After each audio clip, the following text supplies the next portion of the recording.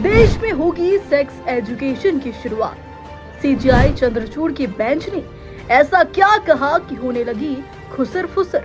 Supreme court ने मंगलवार 24 सितंबर को कहा कि सेक्स एजुकेशन को वेस्टर्न कॉन्सेप्ट मानना गलत है। इसमें युवाओं में अनैतिकता नहीं बढ़ती, इसलिए भारत में इसकी शिक्षा बेहद जरूरी है।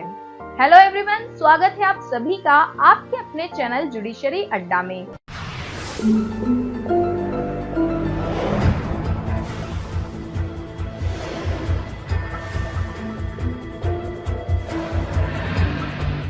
सुप्रीम कोर्ट ने बाल अश्लील सामग्री के खिलाफ एक ऐतिहासिक फैसले में क्या क्या कहा, आइए जानते हैं आज हम इस वीडियो के माध्यम से। तो चलिए वीडियो को शुरू करते हैं।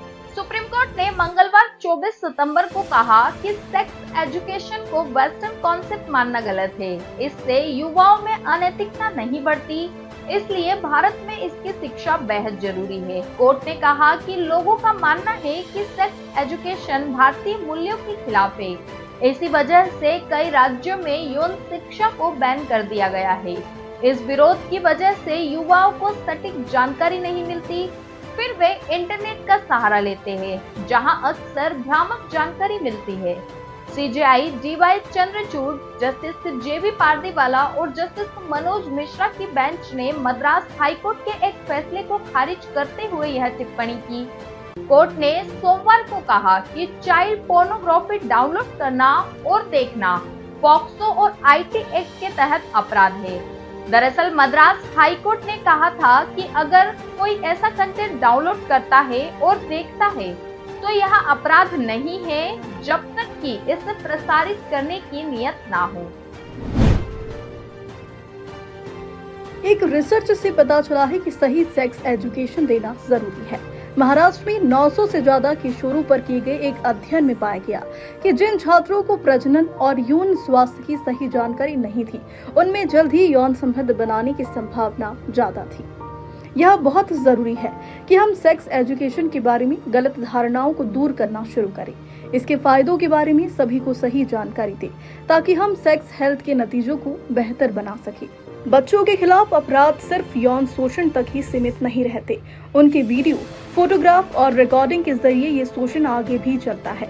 ये कंटेंट साइबर स्पेस में मौजूद रहते हैं, आसानी से किसी को भी मिल जाते हैं। ऐसे मटेरियल अनिश्चित काल तक नुकसान पहुंचाते हैं। ये यौन शोषण पर ही खत्म नहीं होता। जब जब ये कंटेंट शेयर किया जाता है और देखा जाता है, तब तब बच्चे की मर्यादा और अधिकारों का उल्लंघन होता है। हमें एक समाज के तौर पर गंभीरता से इस विषय पर विचार करना होगा।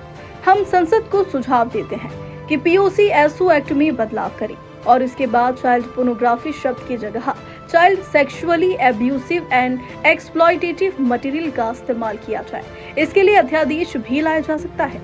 CSEAM शब्द सही तरीके से बताएंगे और यह महज अश्लील कंटेंट नहीं, बच्चे के साथ हुई घटना का एक रिकॉर्ड है। वो घटना जिसमें बच्चे का यौन शोषण हुआ या फिर ऐसे शोषण को विजुअली दिखाया गया हो। इसी फैसले में बेंच ने एक अहम टिप्पणी करते हुए केंद्र सरकार से देश भर में सेक्स एजुकेशन प्रोग्राम लागू करने का भी आह्वान किया है। कोर्ट ने कहा कि केंद्र सरकार स्वास्थ्य और यौन शिक्षा के लिए एक व्यापक कार्यक्रम या यंत्र तैयार करने के लिए एक विशेषज्ञ समिति का गठन करने पर विचार करे। पीठ ने कहा कि भारत में यौन शिक्षा के बारे में गलत धारणाएं व्यापक तौर पर अपनी पीठ बनाए हुए हैं। यहाँ लोग सामाजिक कलंक की वजह से यौन स्वास्थ्य के बारे में खुलकर बात करने से कतराते हैं, जिसके परिणाम स्वरूप किशोरों के बीच यौन स्वास्थ्य को लेकर कई तरह की गलतफहमियां पैदा होती है और वे कई बार गलत रास्ते पर चले जाते हैं।